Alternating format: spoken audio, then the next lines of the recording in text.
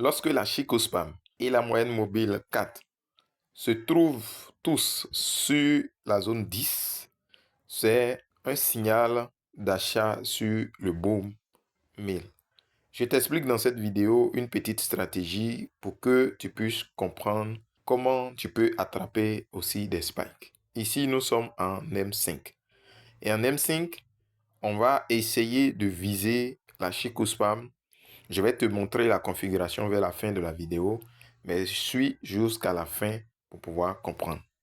Donc ici, vous voyez ici les indicateurs d'ici, là, les indicateurs d'ici, ici, voilà.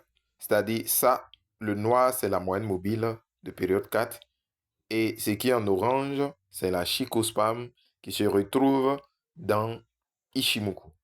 Et je vais te montrer cette configuration après. Lorsque ces deux indicateurs viennent donc sur la zone 10, cela sous-entend qu'on a une forte probabilité qu'il y ait des sorties de spike. Donc là, on peut se positionner et attendre les sorties de spike. Donc je vais essayer de t'expliquer ça avec d'autres exemples pour que tu puisses comprendre. Regarde ici. Lorsqu'on est arrivé là, la Chicospam et la moyenne mobile de période 4 se sont focalisés ou se sont posés sur la zone 10. Et là, on a fait un petit range et après, on a décalé pour aller vers la hausse. C'est comme ça que vous allez pouvoir prendre des mouvements sur les spikes. Donc là, si on vient ici, c'est la même chose. Vous voyez, la Chicospam et la moyenne mobile de période 4 viennent se focaliser sur la zone 10 et là, on attrape un mouvement de hausse avec plusieurs spikes. Donc comme ça, vous pourrez faire de ça une stratégie. Vous voyez, il faut attendre que les deux touchent donc la zone 10 pour pouvoir donc espérer avoir un mouvement. C'est comme ça que ça se passe. Ça, nous sommes sur le boom 1000. Donc c'est comme ça que vous allez faire. Voilà. Lorsqu'on est sur la zone, les deux se trouvent sur la zone, les spikes vont sortir en fait. Voilà. C'est un signal qui vous montre qu'il y aura donc des spikes. Voilà. Toutefois que vous allez avoir ces deux qui viennent là, on va voir ça sur d'autres booms. Voilà. Ou d'autres crashs. Voilà. Donc là, on va prendre par exemple un autre. Donc contrairement sur le crash, c'est le contraire. Donc vous allez voir ici sur le crash 300. Vous voyez, lorsque les deux indicateurs ont touché la zone 90 et 92, vous voyez qu'on a eu une sorte de range ici et le marché a décollé dans le sens des spikes. Voilà. Donc, c'est ce croisement-là ou cette confluence-là qui va vous permettre de pouvoir prendre des positions. Vous voyez, toutefois que les deux touchent en haut, vous allez voir qu'il y aura des spikes. Vous voyez, pour des gros mouvements, vous allez avoir toujours ce signal-là. Voilà. Les deux vont se croiser là-bas. On est en M5. Voilà. On est en M5. Donc, on va prendre un autre. Voilà. Ici, on prend le boom 500. Regardez ici.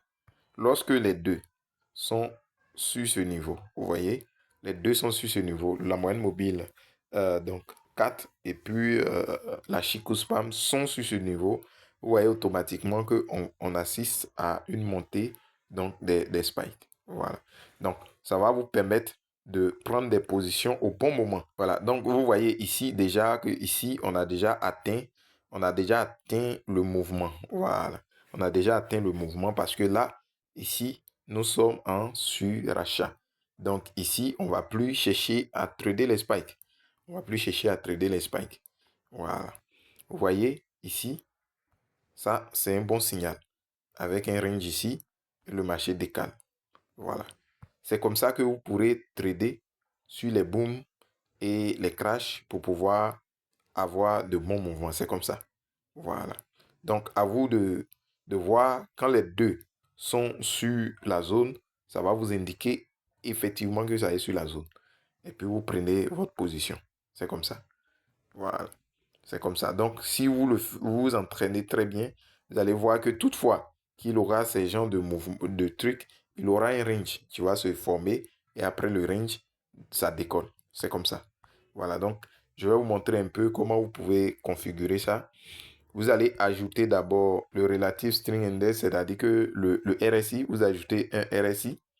Voilà, vous allez ajouter un RSI comme ça. Et dans le RSI, vous allez ajouter les zones qui sont là. 30, 98, 92, 10. Voilà. 3.